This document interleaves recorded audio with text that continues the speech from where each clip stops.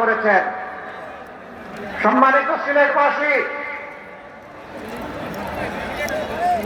এই যন্ত্রণা থেকে জাতি যখন মুক্তি পেল, আমরা আমাদের পুরানা সকল বন্ধুদেরকে অনুরোধ করেছিলাম, আমরা যারা মজলুম ছিলাম মেহেরবানি করে কেউ যেন জালিম না হই। এতদিন যে সমস্ত অত্যাচার আমাদের উপর করা হয়েছে, আমাদের কাছে জোর করে চাঁদা আদায় করা হয়েছে, ঘুষ নেওয়া হয়েছে, মামলা বাণিজ্য করা হয়েছে, দুর্নীতি করা হয়েছে, আমাদেরকে সংশ্লিষ্ট করে এখন আমরাই যেন সেই সমস্ত উপকরণে জড়ায় না পড়ি। কিন্তু না, সবাই আমাদের কথা রাখেন নাই। কে রেখেছে কে রাখে না এটা তাদের ব্যাপার। সেন্সিবল নাগরিক হিসাবে এটা আমাদের দায়িত্ব ছিল, তাই আমরা অনুরোধ জানিয়েছি। যারা রেখেছেন তাদেরকে অভিনন্দন, যারা রাখতে পারেননি তাদের ব্যাপারে আমাদের কোনো বক্তব্য নাই। জনগণ তাদের নিজস্ব বিবেকের আয়নায়, বিবেকের আদালতে তাদের বিচার করবে, আমাদের এখানে বলার কিছু নেই। প্রিয় সম্মানিত সিলেটবাসী, এই সিলেটের আমি সন্তান, আপনাদের মুখেই আমি লালিত হয়েছি, বড় হয়েছি। এখানেই আমার শিক্ষা দীক্ষা, এখানে আমার কর্মজীবন, এখানে আমার রাজনৈতিক জীবন, এখানেই আমার সাংস্কৃতিক এবং সামাজিক কর্মকাণ্ড, সবকিছুর সাক্ষী আপনারা। আজকে আমি আপনাদের একজন হয়ে এখানে দাঁড়িয়েছি। আমি বাংলাদেশ জামাত ইসলামের আমির হিসাবে এখানে দাঁড়াইনি। আমি আপনাদের একজন ভাই, একজন সন্তান, কারো চাচা, কারো মামা, কারো দাদা হয়ে আমি আজকে আপনাদের সামনে দাঁড়িয়েছি। আমাদের এই সিলেট নানা বৈচিত্র্যে একদম পূর্ণ। আওয়ার বাওয়ার, ঝিল, খাল, নদী, পাহাড়, সমতল সব মিলিয়ে প্রিয় সিলেট বাংলাদেশের সবচেয়ে বেশি খনিজ পদার্থ সম্পন্ন এলাকা হচ্ছে সিলেট। বাংলাদেশের সবচেয়ে প্রবাসী নির্ভর এলাকা হচ্ছে সিলেট। দুঃখের বিষয়, এই খনিজ পদার্থের যে সমস্ত ভাগ এবং হিস্সা সিলেটবাসীর পাওয়ার কথা, তা সর্বক্ষেত্রে সিলেটবাসী পাচ্ছে না। সিলেটের সকল জায়গায় এখনো গ্যাস পৌঁছে নাই। সিলেটের গ্যাস থেকে উৎপাদিত বিদ্যুৎ এখনো সব জায়গায় নিরবচ্ছিন্ন পাওয়া যায় না। সিলেটের নদীগুলাকে হত্যা করে কঙ্কাল এবং মরুভূমি বানানো হয়েছে। বর্ষা আসলে নদীর দুই কুল ভাঙে, নদী ভাঙনের কবলে অজস্র অসংখ্য মানুষ পড়ে। আবার শুকনা মৌসুমে নদীতে কোনো পানিই থাকে না।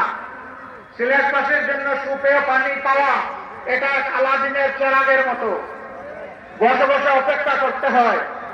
এই সমস্ত সংকটে সিলেট ভুগছে।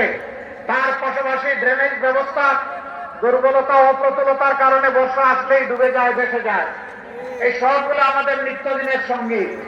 মদ, গাঁজা, সন্ত্রাস, অস্ত্র এ আর একদল অস্থির করে রাখে আমাদের প্রিয় সিলেটকে। প্রিয় সম্মানিত ভাই ও বোনেরা, আমরা এই সমস্ত অপকর্মের বিরুদ্ধে যুদ্ধ ঘোষণা করেছি। আমরা বলেছি, প্রিয় বাংলাদেশের 1 ইঞ্চি মাটির উপরে আল্লাহ তাআলা যদি আমাদেরকে এই দেশের সেবকের দায়িত্ব দেন, 1 ইঞ্চি মাটির উপরে কেউ আর চাঁদাবাজির হাত বাড়ানোর সাহস করতে পারবে না ইনশাআল্লাহ।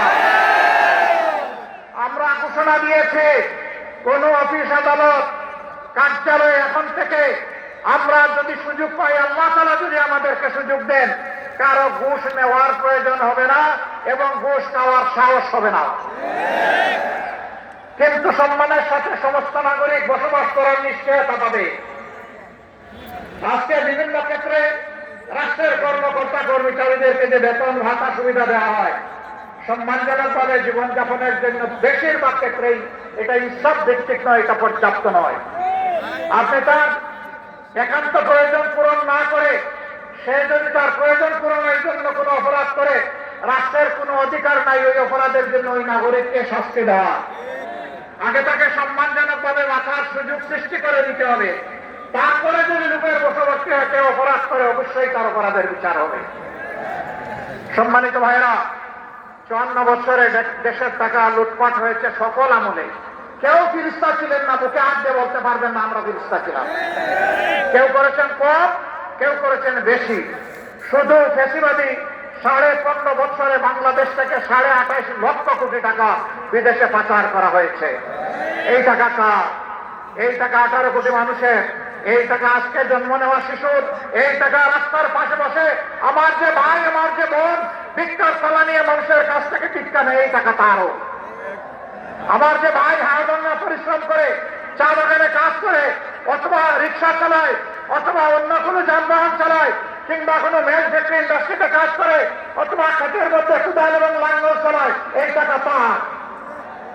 জনগণের এই টাকা যারা চুরি করেছে, আল্লাহ তাআলা আমাদেরকে দায়িত্ব দিলে আমরা ওদেরকে শান্তিতে থাকতে দেব না।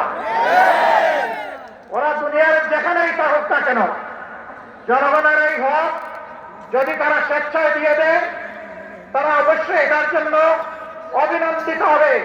কিন্তু যদি ফেরত না দেয়, রাষ্ট্র ইনশাআল্লাহ ওদের মুখের ভিতর দিয়ে হাত ঢুকে পেটের ভিতর থেকে বের করে নিয়ে আসবে। কাউকে সাহায্য হবে না ইনশাআল্লাহ। সেই টাকা রাষ্ট্র কোষাগারে যোগ হবে। যে এলাকা যত বেশি বঞ্চিত, সেই এলাকায় সর্বপ্রথম উন্নয়নের কাজ শুরু হবে। এখানে বলা হয়েছে আগামী বাংলাদেশে শফিকুর রহমান প্রধানমন্ত্রী হতে পারেন। এটা আল্লাহ ভালো জানেন কে হবেন না হবেন। যদি এমন কিছু আমার দায়িত্বে এসে যায়, আমি পরিষ্কার ভাবে বলতে চাই, আমি 54,000 বর্গমাইলের 1 ইঞ্চির পর বেইনসাফি করতে পারবো না। প্রতি ইঞ্চি মাটি তখন আমার কাছে তার পাওনা বুঝে নেবে আমার কাছ থেকে। হ্যাঁ, সিলেটবাসীর সঙ্গত যে সমস্ত পাওনা বঞ্চনা, সেগুলা সিলেটবাসীকে সসম্মানে তুলে দেওয়া হবে। প্রবাসী নির্ভর এই সিলেট একটি আন্তর্জাতিক বিমানবন্দর আছে, কানাসেলের নাম পদ্মলোচন। এক চোখে দেখে না, এটার নাম রাখা হয়েছে পদ্মলোচন। যদি এটা আন্তর্জাতিক বিমানবন্দর হবে, তাহলে সকল এয়ারলাইন্সের ক্লাব এখানে নামতে না কেন? এতদিন ধরে এটা পূর্ণাঙ্গ আন্তর্জাতিক বিমানবন্দর হয় না কেন? সিলেটি প্রবাসীরা তো বাংলাদেশের রিমিটেন্সে বিশাল অবদান রেখে চলছে।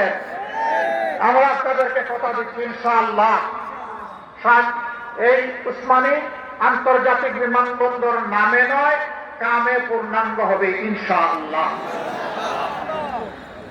প্রবাসীরা বিদেশে থাকেন, বিশেষ করে ইউকেতে যে সমস্ত বাংলাদেশি প্রবাসী আছেন, তাদের প্রায় 90 লাখ সিলেটের বংশোদ্ভূত।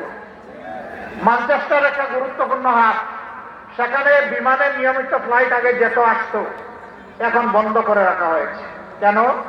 আমরা তো আগাবো, পিছাচ্ছি কেন? আমরা কি চিংড়ি মাছের দৌড় শুরু করেছি? চিংড়ি মাছ দৌড়াতে শুরু করলে শুধু পিছনের দিকে যায়। আমরা তো সিংহের টাকা মেলে সামনে আগাতে চাই। রোড বন্ধ নয়, ওই রোডও চালু করা হবে, আবার নতুন নতুন লোক করা হবে ইনশাআল্লাহ। আমেরিকার মতো দেশ, সেখানে বিপুল সংখ্যক বাংলাদেশে থাকেন। বাংলাদেশ বিমানের যাওয়ার মুহূর্ত হয় না নিউ ইয়র্ক এয়ারপোর্টে। আমরা ইনশাআল্লাহ এগুলা খুলবো, চালু করবো। রাষ্ট্রবিজ্ঞান সংস্থার একই কথা, আমাদের লাভ হয় না। লাভ হবে কেমনে?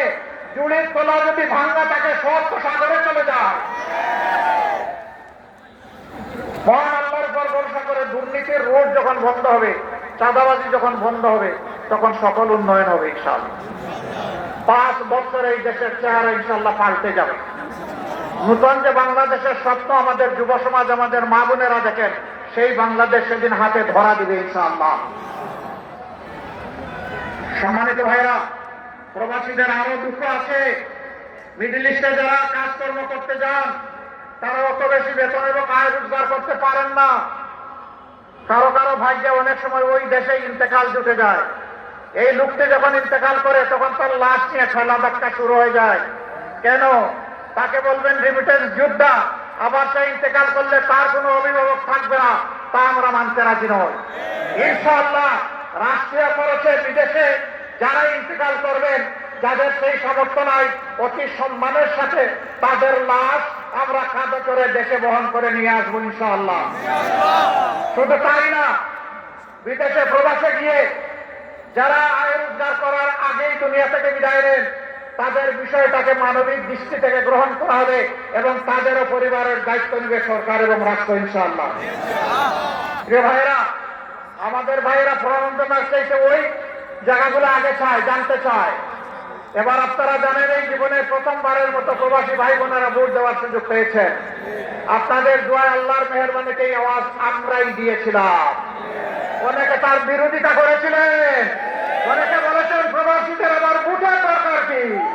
ওরা বিদেশে যাবে, রুজি করবে, পরিবারকে টাকা পাঠাবে, দেশকে রিমিটেন্স দিবে, এর বাইরে তাদের আর কি আছে?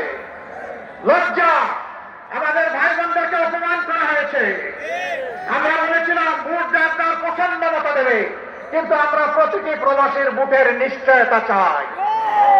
সরকার শেষ পর্যন্ত আমাদের দাবি মেনে নিয়ে আলহামদুলিল্লাহ বাস্তবায়ন করেছে। এবার যদি সবার ভোটার নাও হতে পারে, ভোট নাও দিতে পারে, দরজা খুলেছে, আগামীতে নিশ্চিত হবে ইনশাআল্লাহ। ভাই ও বন্ধুগণ, সিলেটের নদীগুলো মরে আছে, বাংলাদেশের নদীগুলো মরে আছে। আমাদের উন্নয়ন অগ্রাধিকারের ভিত্তিতে আমরা বলেছি নদী শাসন নয়, নদী আমাদের দুঃখ নয়, নদী ভাঙ্গন নয়, নদী বান্ধব হবে বাংলাদেশ ইনশাআল্লাহ। নদীর হক নদীকে দেওয়া হবে। নদী রাগ করে কেন? তার হক দেওয়া হয় না, এই জন্য রাগ করে। তার পেট ভরিয়ে তোলা হয়েছে, দখল করা হয়েছে, গার্বেজ দিয়ে শেষ করে দেওয়া হয়েছে, পানিগুলো নষ্ট করে ফেলা হয়েছে।